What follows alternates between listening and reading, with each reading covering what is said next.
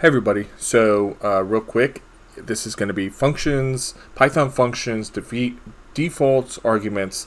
This is just a bite-sized video. There's a longer formatted one called Python functions, which will go into a lot more detail on different things.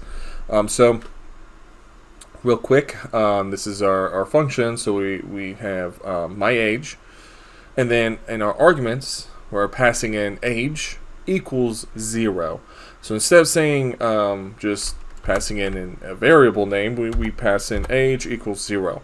And what this does is it says, okay, if nothing gets passed in, then by default, we're just going to be 0. And this allows you to, allow for folks not to put input. So if there's cases where you don't require an input, you can default. So this is my age.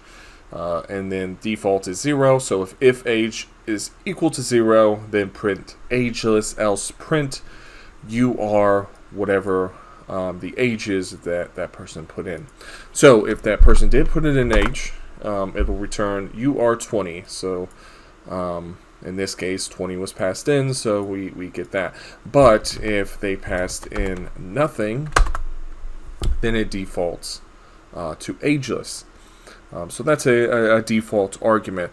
That again, it allows you to build in when you expect folks not to always, or not folks, but folks or maybe you're working with a platform or some type of database, and you don't always expect to retrieve data from it, and in that case, you want to default to something. So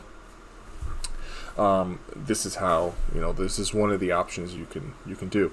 So anyways, that is default arguments. If you want this Jupyter notebook and the longer one that has a lot more resources and things in it, check out the description below.